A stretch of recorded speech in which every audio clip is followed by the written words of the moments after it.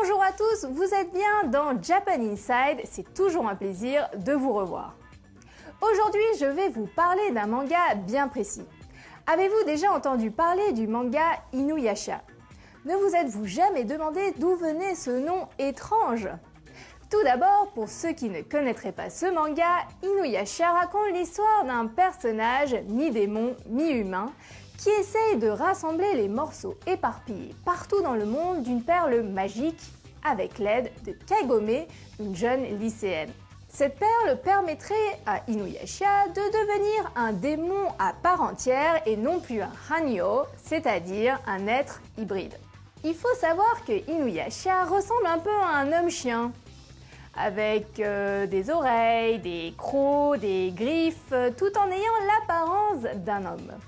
Si on regarde les kanji qui composent son nom, le premier kanji Inu veut dire chien et le second Yasha est en fait le nom d'un esprit de la nature qui apparaît dans la mythologie bouddhiste et qui a comme caractéristique d'avoir une double personnalité. D'un côté, il peut être une fée de nature inoffensive, d'un autre côté, il peut être un ogre ou un démon cannibale qui dévore les voyageurs. L'auteur de Inuyasha, Rumiko Takahashi, a bien choisi le nom de son personnage, mi-homme, mi-chien, et s'est d'ailleurs probablement inspiré de l'esprit mythologique Yasha ou Yaksha pour créer son personnage. Vous remarquerez que cette mangaka est fascinée par la dualité. Et oui, Ranma 1/2, qui est mi-homme, mi-femme, a été également créé par Rumiko Takahashi. Donc, tout s'explique. Attendez-vous à entendre parler de dualité dans le prochain manga de Rumiko. D'ailleurs, son manga Rinne qui paraît en ce moment, il parle de quoi? Je vous laisse le découvrir. À bientôt dans Japan Inside. Jane!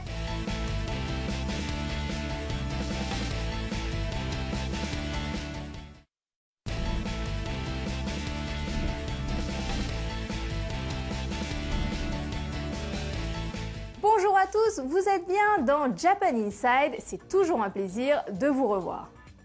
Aujourd'hui, je vais vous parler d'un manga bien précis.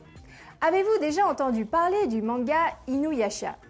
Ne vous êtes-vous jamais demandé d'où venait ce nom étrange? Tout d'abord, pour ceux qui ne connaîtraient pas ce manga, Inuyasha raconte l'histoire d'un personnage mi-démon, mi-humain, qui essaye de rassembler les morceaux éparpillés partout dans le monde d'une perle magique avec l'aide de Kagome, une jeune lycéenne. Cette perle permettrait à Inuyasha de devenir un démon à part entière et non plus un Hanyo, c'est-à-dire un être hybride.